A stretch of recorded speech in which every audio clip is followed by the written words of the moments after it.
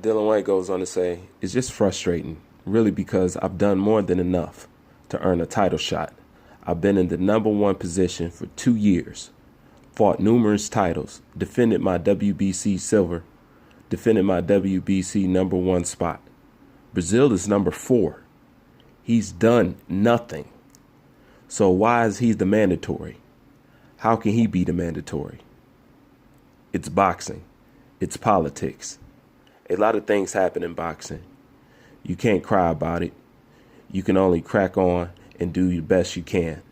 I have a great team who is constantly working behind the scenes, turning the screws.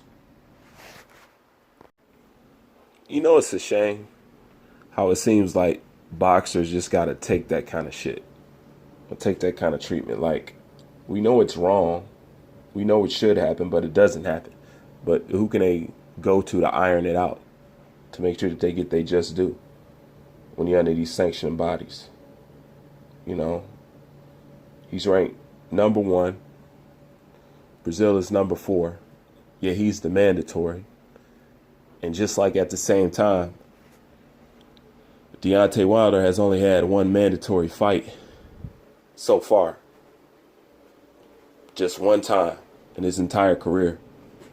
Knowing that the WBC rules and regulations say you got to fight one of the top 10 contenders at least every year. And he's only fought one. So, you know, once again, we have to go back. And this is why the sport suffers. This is why boxing loses fans. This is why boxing is constantly in a rebuilding state.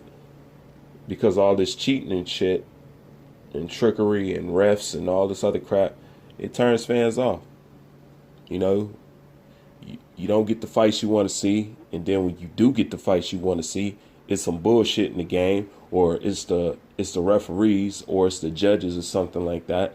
And you know, it's just the messed up part about boxing. But I would think that Dillian Whyte would get his shot, his title shot, but he's not going to get one because he's not in the plan. He would just cause a ripple. He would mess things up. And so far, the way I see things going, I mean, it's no secret. Like, it's like the government. We all know the WBC is corrupt. But he deserves to get his shot. But you know what? But they know that Dillian Whyte will beat Deontay Wilder, or has a good chance of beating Deontay Wilder. That's definitely a 50-50 fight. And if you personally ask me, that's a 60-40 fight. 60 going to Dillian Whyte. Easy. Easy.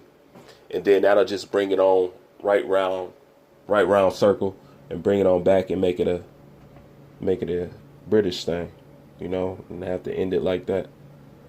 But all Wilder doing is just hiding behind his belt. He's not hiding behind his talent.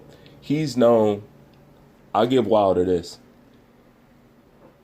He may not be up on a lot of things. He may not be that smart, but he known the worth of that belt for a long time now. To the point he wasn't even training. You know what I'm saying? He was just hiding behind that belt and knocking out some bums. You know? Perfect little front for a while. But that's why I keep telling people, this shit will date back in history. You guys do not understand yet how this is going to be perceived later on down the line. When they look at the last heavyweight champion, and they look at Wilder and all the shit that's been going on, and how a British fighter came over here, and you got an American fighter ducking a British fighter, man, get out of here. But anyways, I'm going to leave the link in the description box. It's, you know what I'm saying, it's quite short, but it's just something I just want to talk on right quick. But you can tell me what you think. Leave your thoughts in the comment section. Bruce Vane, I'm out.